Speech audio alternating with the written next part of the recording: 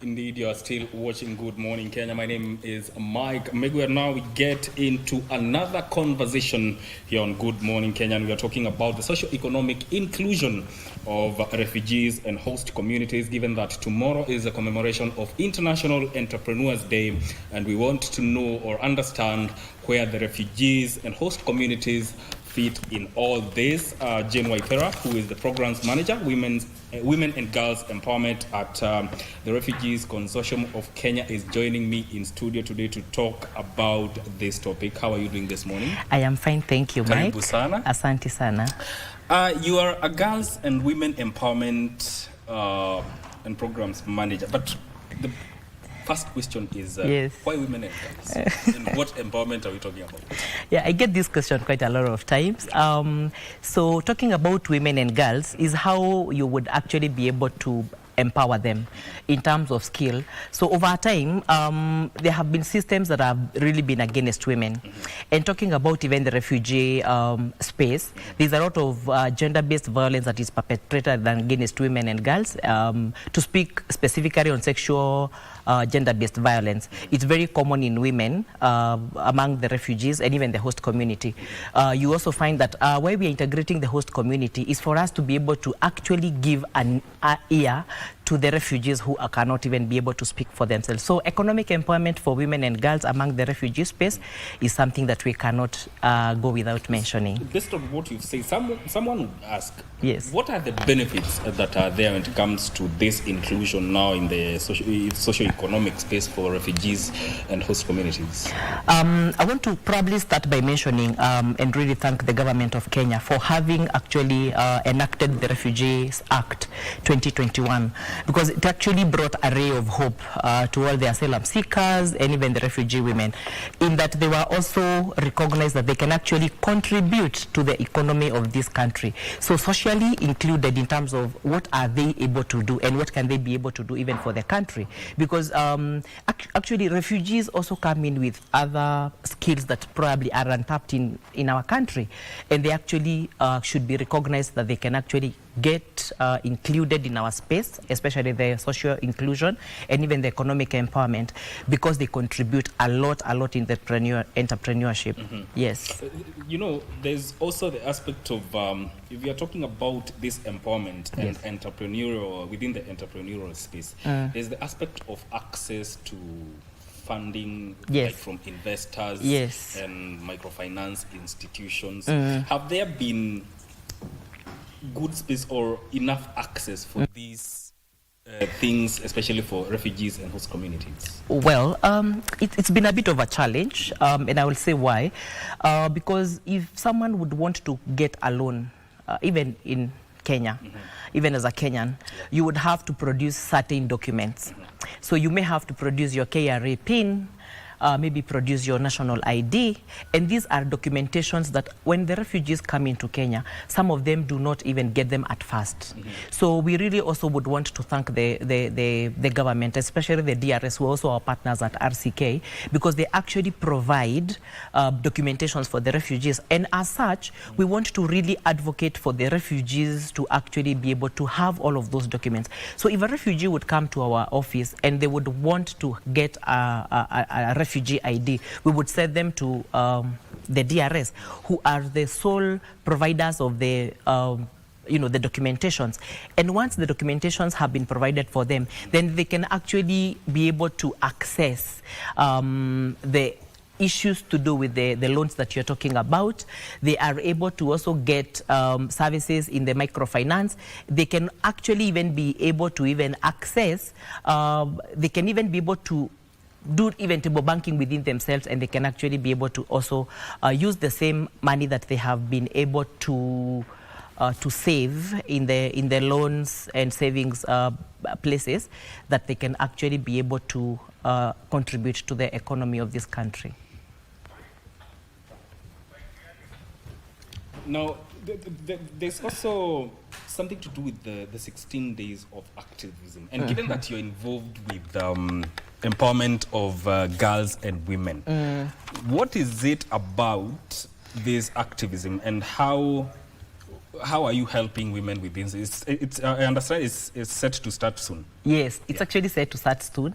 And I want to mention here that 16 days of activism is actually starting on the 25th of November. That is a few days from today to the 10th of December, where it is culminated by the by the humanitarian International Human Rights Day. So to say that this is a time where we are actually being asked, because it is towards a Beijing plus 30, which is to unite against any violence, any form of violence against women and girls. And this is a time where we actually do a lot of activities to strengthen the knowledge of the community that, look, these people, the refugees are also people, and especially women and girls, and even the new component of the men and the boys, because you cannot be speaking about a woman without speaking about a man. Yesterday we took part also in the International Men's Day, and we were able to, tell these men that you need to speak up also, so that then even if there are any issues to do with gender-based violence, because we will be lying if you say there is no gender violence against men. And as such, this is also a time to be able to raise awareness on the needs to invest in the refugees, invest for them to become their policies that we can probably be able to adopt for them to actually be included in the socio-economy. So what you're saying is that even there's more that needs to be done, and there's a role that the government and other stakeholders need to play in enhancing entrepreneurial space for refugees. Yes, actually, refugees have a sort of a new component that they bring. Like we are working with one group that is actually making briquettes from the ash, the way charcoal will burn and then there is ash. They're actually modeling that into reusable charcoal once again. And that for me is something that maybe may not have been tapped by us who are the host community. So our awareness into telling them, look, they could actually be bringing more of what we would need for our economy to grow. And that is how we are able to empower them. So our programming in terms of women and girls, we actually train women on financial literacy. Then after they have been taken through the financial literacy, they will gain some components here and there, and then they are helped to draw business plans, business plans that they would actually actualize. And as an organization, of course, with the assistance, we want to really be glad that IKF Foundation has actually helped us to be able to empower women. So we start them with some capital goods. So any refugee that has drawn a feasible and viable business plan, we are giving capital goods to be able to enhance them. And this is a way of actually ensuring that there's inclusion in the economy. So tomorrow, like you mentioned, is 21st. It's the Entrepreneur Day, and we are going to actually be holding a grand one where the refugee women will actually be coming to showcase their talent. They'll be also showcasing whatever they do as a business.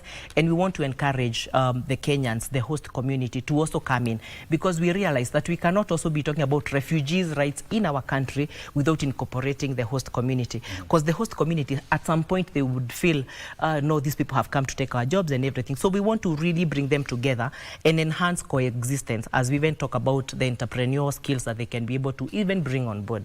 Yes. So do you also need a change in policy framework to ease restrictions for refugees to own businesses, or right to work and movement, and upskilling and for job within the job markets? Yes, I want to agree with you, but again, that's a process. But we are a few steps ahead of it. That for them to actually be included, we are actually advocating for them to have the right documentations. So that is one thing. So once they have the right documentations, even in our entrepreneurship day tomorrow, we'll be having different stakeholders to even be able to explain to them as a group and within the community. So if they need the KRA PIN, we would have a KRA person to explain what is it that they would need.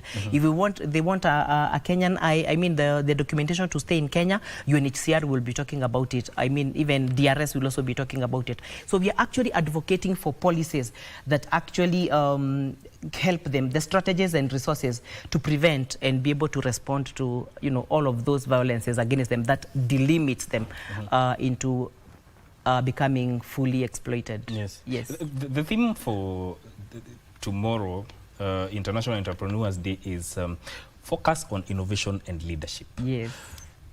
Where do they fit in, the refugees and host communities, in that thing? You see, innovation and leadership is something that you cannot leave behind when you're talking about entrepreneurship.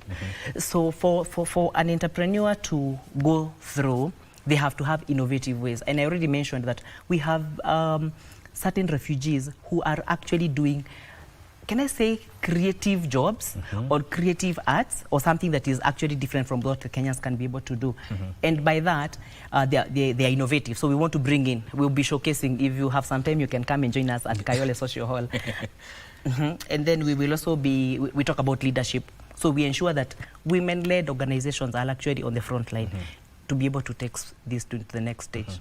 What can you say has been the impact, especially on your efforts, because you've concentrated on women and girls, that empowerment. What can you say has been the impact of those efforts? The efforts have been that we have been able to bring men on board to be the male agents of change. Remember, when you're talking about responding to issues of SGBV or even gender-based violence generally, for lack of a better word, men are usually the ones who are perpetrators, quote unquote. Yeah. So we want to actually bring men.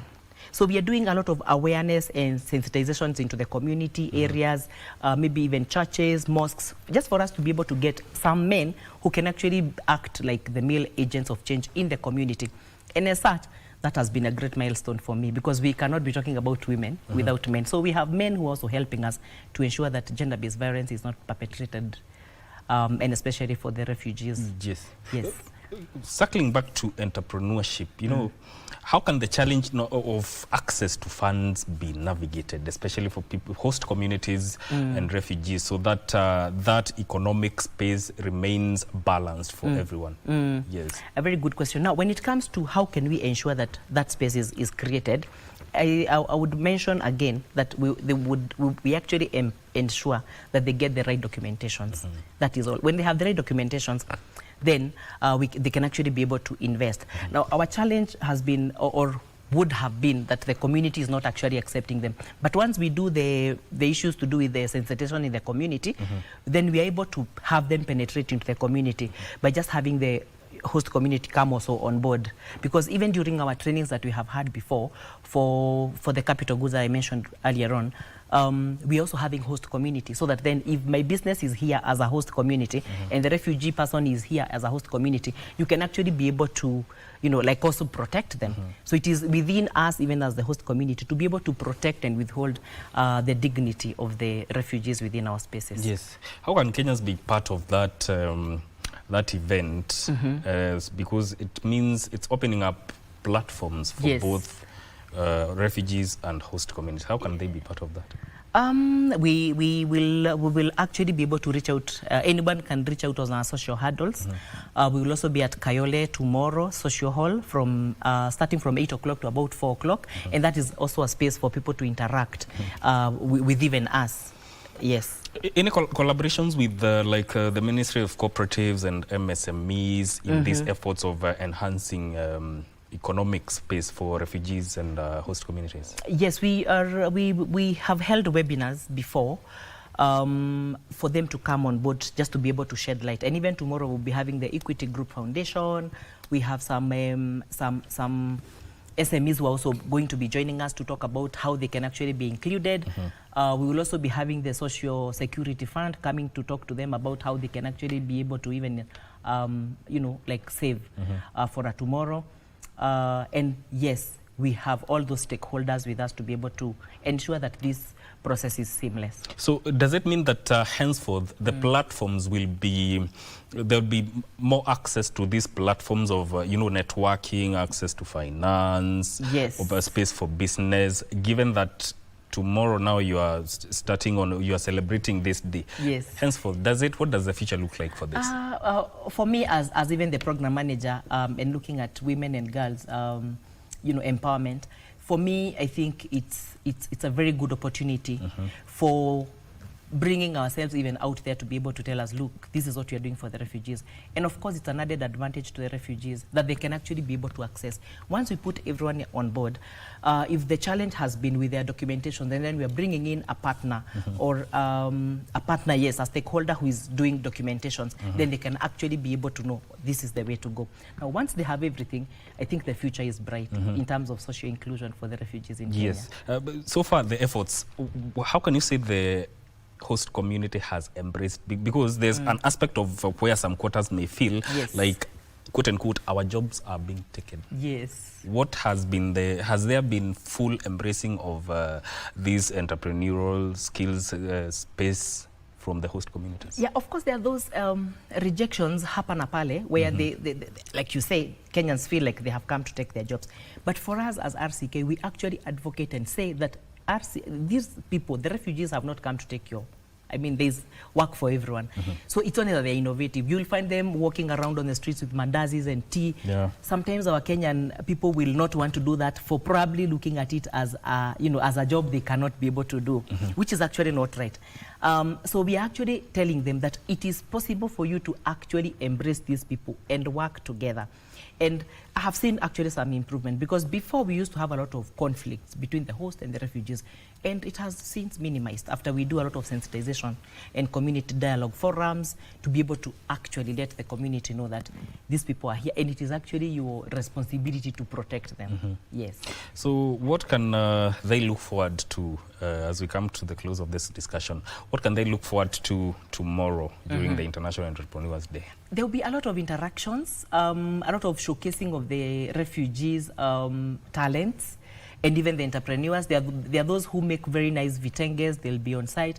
There are those who make briquettes, the ones I mentioned, the charcoal, the ash, and then they make into other, some other charcoal, which is actually very economic friendly.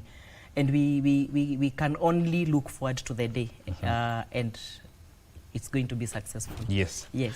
I think I also believe that it's the best way forward, in as much as we want that socio-economic inclusion to set the stage for refugees to have that space. So what is your closing remark? Yes, my closing remark would be supporting refugees in the entrepreneurship can actually help mobilize inactive economy resources. Yes, that's what I would want to say. It can actually help to address some skills mismatch that we do not have. Okay. Yes. All right. Thank you for making time to come on Good Morning Kenya and actually talk about this socioeconomic inclusion. Yes. Because our keyword there is inclusion for the refugees and host communities. That is Jane Waidera, who is the programs manager and Women and Girls Empowerment at Refugees Consortium of Kenya, speaking to us about socio-economic inclusion for refugees and host communities, especially within the country. This is where we cap this conversation and the entire Good Morning Kenya. My name is Mike Migwi. Thank you for tuning in. I leave you with the Parliament proceedings. Good morning.